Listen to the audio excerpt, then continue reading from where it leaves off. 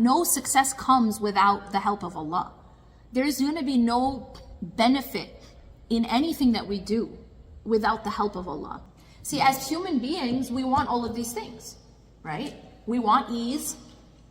We want results. We want to feel a sense of control, perhaps. But the question of ease and difficulty is often misunderstood, okay? What makes something easy and what makes something difficult? This is what I want to talk about. And deeper than that, how can we take something that is actually maybe objectively difficult, and how can it become easy on us? Isn't that what we all want?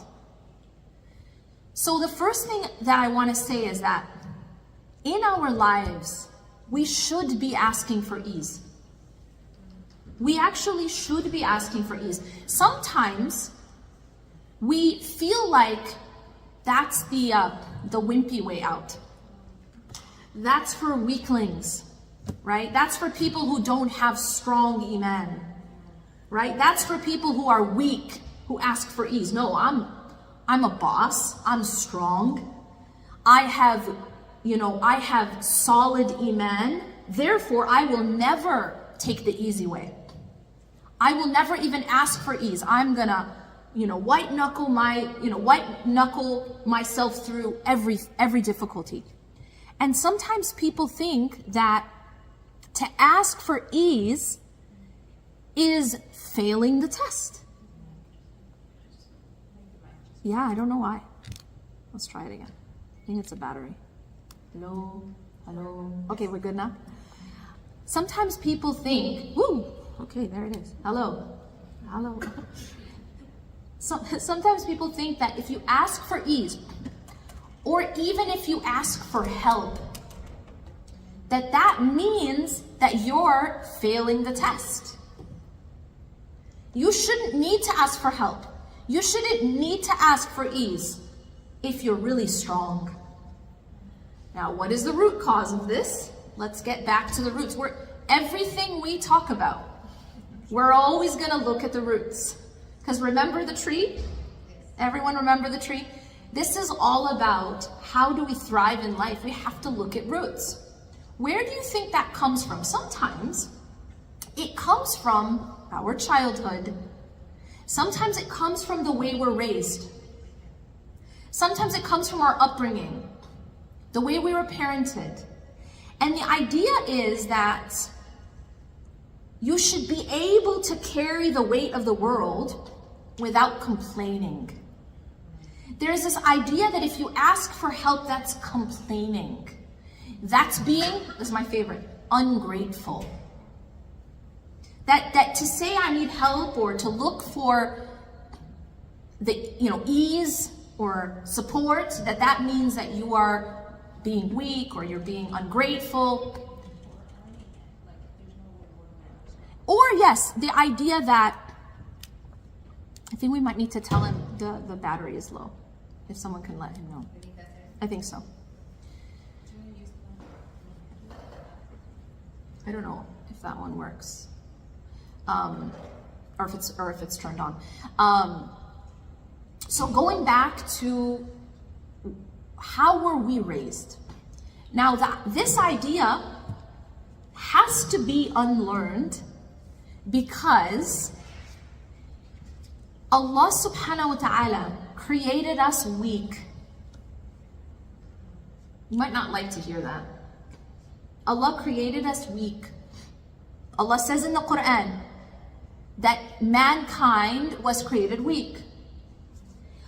Allah created us needy. That's another word that we don't like. Anybody like the word needy? It's like the worst insult. You're so needy, right? Allah created us needy and weak. And if we do not seek the help and assistance of Allah subhanahu wa ta'ala, then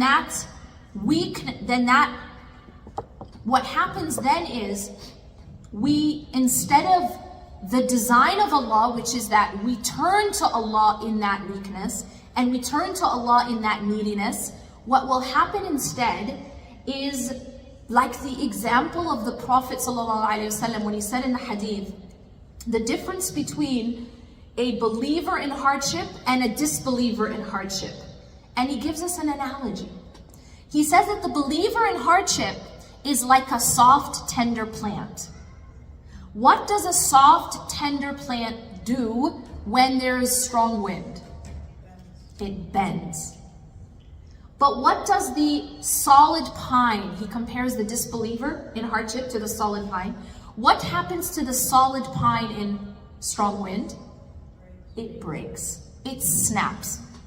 And so the problem is that if Allah created us weak and needy, and we do not turn to Allah in that neediness and that weakness, we break. We break. And people see this in different ways in their life. Sometimes we're gonna break because our body is gonna scream out. This is where the idea of the body keeps score. What is that book talking about? The Body Keeps Score is a book about trauma, explaining that even when we try to ignore our pain, our body doesn't ignore it. The body keeps track. And so the body will always scream out. Always. How does the body scream out? Well, it'll show up in illness, in disease, chronic illness, chronic inflammation, autoimmune disease, digestive issues, migraines, and as far as, God forbid, things like cancer. So what we need to realize is this. It is not weakness to ask for help. It is the design of Allah. The design is to ask for help. The design is to humble ourselves and say, I can't do it myself. See, just hearing that might feel a little bit anxiety, causing. To admit that I can't. I need Allah. I need the help of Allah. Every single prophet asked for help from Allah subhanahu wa ta'ala. There is no single prophet who relied on himself. There's no prophet who said, I'm strong, so I got this. Every single prophet turned to Allah subhanahu wa ta'ala for help. I'm just gonna change these batteries.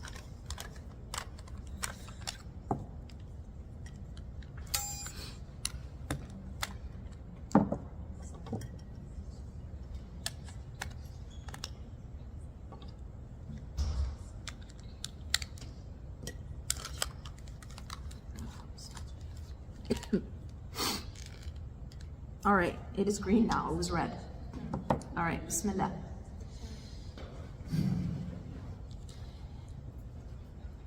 Now, why do I emphasize this? Because every single one of us are going to be tested in different ways.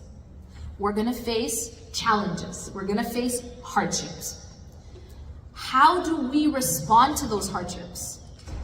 And the way we respond to those hardships is going to determine the outcome, right? Many of us, we see the hardship coming, and if we're believers, we know it's a test. It's like seeing a storm approaching.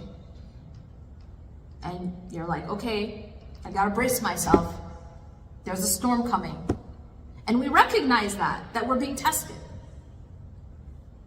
But where we go wrong is that we harden up instead of soften up. We harden instead of soften. And this is very dangerous, because the harder you get, the more likely you are to break. And the softer you become, the more likely you are to bend and be resilient. So how do we do this in real life? Well, often this is a test, so I have to do this myself. I have to rely on myself. I have to rely on my efforts. I have to work harder. And when I work harder, then I'll be protected. Does any of that sound familiar? Sometimes it's reliance on something else outside of us. Sometimes it might be reliance on our money, or reliance on other people, reliance on our status, reliance on our power. These are all the wrong answers, because Allah gives us storms not to harden up, but to soften, to turn back to Him, and to recognize Allahumma la sahla illa ma ja'altahu sahla. That, oh Allah, nothing is easy except what you have made easy. وَأَنْتَ تَجْعَلُ الْحَزْنَ إِذَا شِئْتَ سَهْلًا. And if you want, you can make whatever is hard easy. This is the reason, and I want to get to the core of hardship. What's hard and what's ease? Like, what's hard and what's easy? What's the definition? Is there like a litmus test to measure a person's hardship? You know what I mean? Like maybe a blood test. Let's check like how hard is your hardship compared to how hard is your hardship. Exactly. There is no blood test, there's no litmus test to say that this hardship is rates a 55 and this one rates a 5,000. Like there's nothing like that. And so the question is, what does make a hardship harder or easier? It's Allah. It's actually not the event itself. And that's very powerful to understand. It's not the experience itself. It's not even the test itself. And I'm going to give you proof of that. For one person, they might go through an experience and it absolutely destroys them. And someone else might go through the same exact experience, and not only does it not destroy them, it might make them stronger. Why does that happen? The same experience affecting two people so differently. The answer to this absolutely has to do with the help of Allah subhanahu wa ta'ala. Allahumma la sahla illa ma ja'altahu sahla. Oh Allah, there's nothing easy except what you make easy. And so the level of the hardship or ease, the ease or hardship of the test is actually it's a product, it's related to the help of Allah subhanahu wa ta'ala. How much have I turned to Allah? How much am I relying on Allah? And you can go back to your own personal experience in this. Have you guys ever noticed that sometimes you'll have a really, really hard test, something that objectively anyone would be like, that's hard. And somehow you're able to get through it, withstand it with so much patience and so much resilience. But then something that's so small will drive you crazy. Anyone know what I'm talking about? I'll tell you a funny example of this. So about 2 years ago, we were at a family friend's house in the UK, and I met one of the prisoners who was just released from Guantanamo. And he had been there for, I think, 15 years or more. Like, he literally lost his entire youth being wrongfully imprisoned. So he lost half his life, wrongfully imprisoned. And he was talking about some of the experiences there. And one of the experiences that really blew my mind was that he said there was one of the inmates who was like a really, really, like one of the inmates who was wrongfully imprisoned was really patient, right? I mean, these are people who have been so wronged that the injustice is like mind-blowing, right? Somebody takes you, throws you in a prison, and you're completely innocent for half of your life. So they obviously had patience in this massive test, right? But he said that if the guy was given the wrong flavor of his cake, he'd lose it. Do you not see? I mean, it's funny, but it's deep. Like, he was like, you don't give me anything other than my vanilla. Yeah. He had like a specific flavor. And if they would give him a different flavor than that flavor, he would really like lose it. What do you think is happening in that phenomenon? What do you think? Any ideas?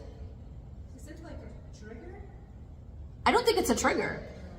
I mean, he just didn't like it. Like he had a particular flavor he liked, and he did not want you to give him otherwise. Was he given the cake in the prison, or you're talking? No, this was in no. After he comes home? No. Well, he's still incarcerated.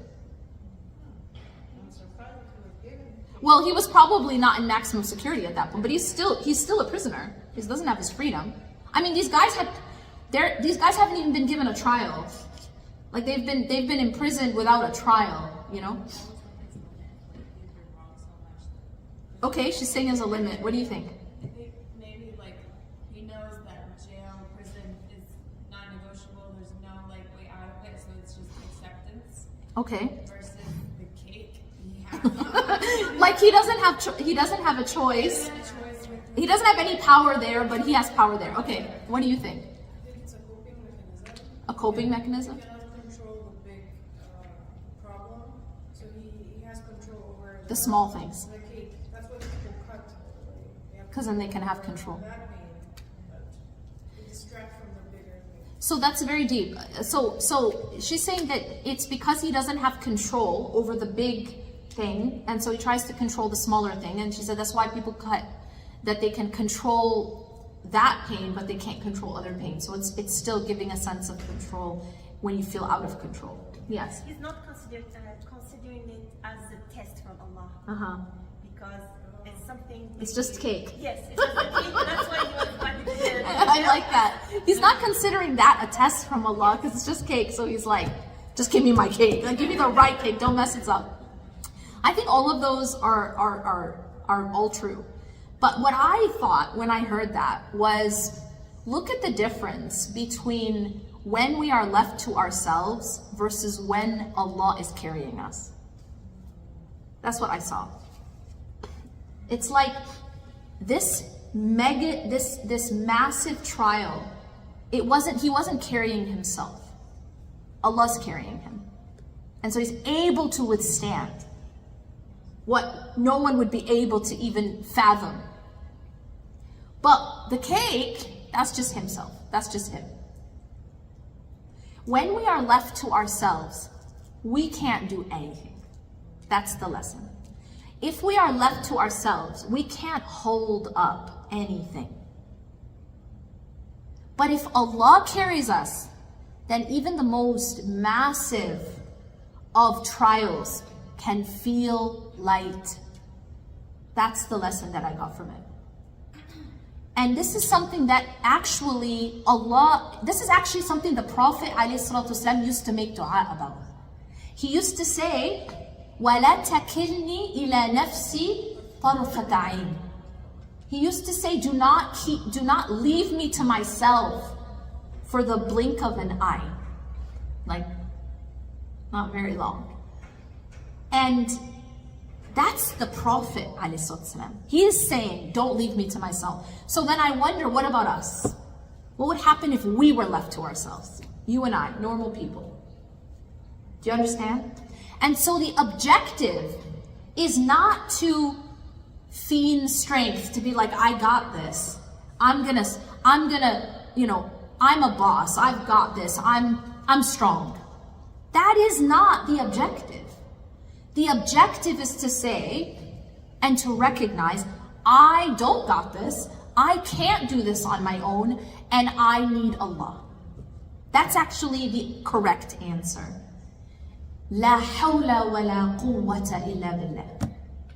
You know, it's interesting that this statement, the Prophet ﷺ said about this statement, that it is a treasure from the treasures of Jannah. And he also said that it is a cure for 99 ailments. And the least of them is stress and worry. Can you think of why that would be? Let's break it down. La hawla. There is no change in state. Remember at the beginning, I asked, where does change come from? Where do results come from? Where do outcomes come from? Where does help come from? La hawla. There's nothing that can change. We're always wanting things to change for the better, right? We don't like this, we don't like that. La hawla. There is no change in state whatsoever. Wala quwwah. And there is no strength or power. Illa billah. And this is the exceptional structure, right? Because you say there's absolutely none, deleting anything, and then you bring in the exception. Except by Allah. So if you actually absorb this meaning, this is not just a statement of the tongue, it's a meaning. It's a very deep meaning. If you absorb that meaning, that there is no change in anything in my life, and there is no power or strength except by Allah, it would really reduce a lot of your stress and anxiety, wouldn't it? That's why he's saying this is a cure. And the least of those ailments, this is a cure for 99 ailments, the least of them is your stress and your worry and your anxiety. That heavy burden that keeps you up at night. That heavy burden that keeps you constantly worrying, constantly stressed, constantly overthinking. Any overthinkers in the room? No. Can I tell you something deep about overthinking? Are y'all ready for this? You have to be sitting down. Are you guys listening? So I heard this and my mind was like blown. Overthinking is underfeeling. I know. Let me explain. Overthinking is underfeeling. She's like, I'm taking out my notes now. That's all we have to do to take your notes out. Let me explain what that means. It means it's an avoidance tactic. It's actually a way to avoid having to feel the uncomfortable feelings. So you stay in your head. You get it? Make sense? You don't want to feel vulnerable. You don't like it. I don't like that. I don't like to feel vulnerable. You don't want to feel vulnerable. Why don't you want to feel vulnerable? Because in your past, it wasn't safe to show vulnerability. It wasn't safe to cry. It wasn't safe to say you're sad. It wasn't safe. So you don't want to be vulnerable. And the way to keep from being vulnerable and to have to feel those feelings is you overthink. So you stay in your head so that you can avoid feeling the emotion in your body. Very interesting. I'm going to add something, which is also very interesting.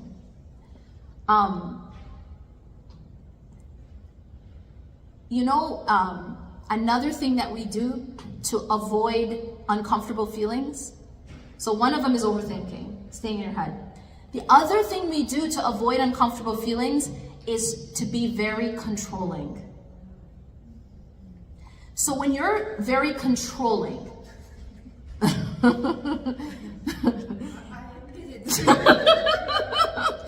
when you're always trying to control a situation, what you're actually doing is trying to protect yourself from having to feel uncomfortable. Because what you're trying to do is control the outcome.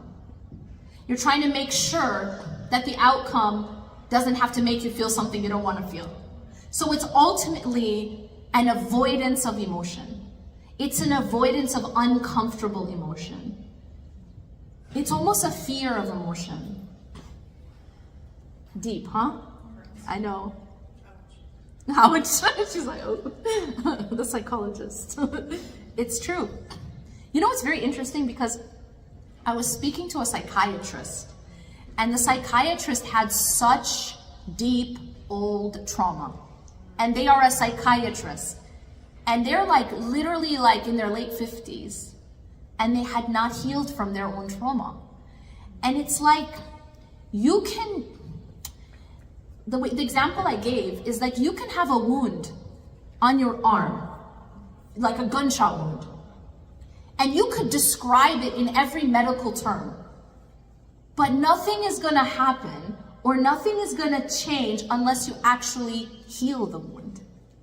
And so sometimes people know the names, know how to explain. This is also what happens when, you know how someone might like read a lot about mental health or read a lot about self-help, and they'll know all the terms. They'll be like self-diagnosing, right? Oh, I have this and I have that and this and that. And you have all these terms. You have just diagnosed every part of yourself. This is all intellectualizing. This is intellectualization. Do you know intellectualization is actually one of the defense mechanisms according to Freud? Like it is a defense mechanism. When you overdo this to avoid this. You actually stay in your head and you stay thinking and you overthink and you break it down analytically and you know all the names and all the ways to explain, but you haven't actually felt it or done the work to heal it. It's like looking at the wound and describing it very academically. All the medical terminology. But this particular psychiatrist hadn't actually healed, even though they're a psychiatrist. So yes, sometimes we overthink as a way to avoid vulnerability. And we over-control as a way to avoid vulnerability. We're scared of emotion. She's just laughing. We're scared to feel.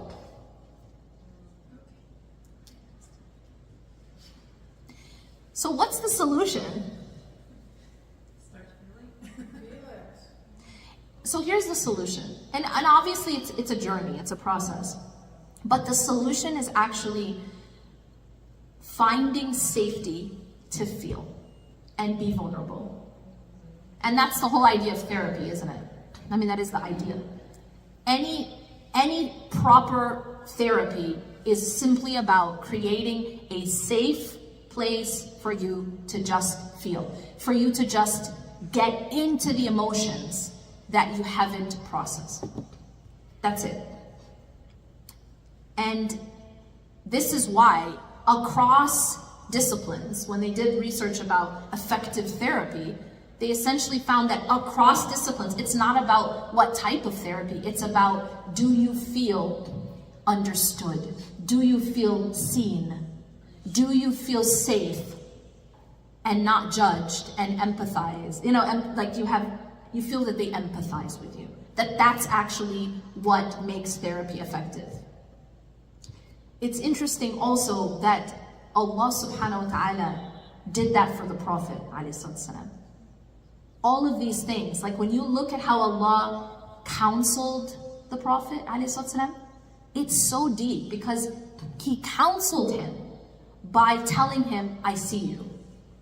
I know what you're going through. Like, to me, it's like validation. That's validation. He's saying to the Prophet ﷺ, we know that what they're saying is hurting you. We know that what they're doing is constricting your chest. We know. We see, we hear. It's like validation upon validation upon validation. That's how people heal, by the way. It's simply that. That's why people go to therapy. That's it, essentially. It's for someone to listen, to understand, and to validate. To say, you're safe, you're not going to be judged, and it's safe for you to be vulnerable. I'm gonna tell you that Allah subhanahu wa ta'ala is our safe space. And whatever we feel, whatever armor we have that we've held our whole life, the only way to actually be strong and resilient and thrive is to put down the armor and take your vulnerability. Remember, we said human beings were created needy and weak. To take that vulnerability, that neediness and that weakness to Allah subhanahu wa ta'ala. That's actually how you get strong. It's not by armoring up. It's not by avoiding your emotions. It's not by avoiding vulnerability. It's not by staying in your head and rationalizing and over-intellectualizing. All that does is ends up causing your body to get sick. Because your body's keeping the score, remember? Whatever you're avoiding by staying in your head, it's getting stored in the body.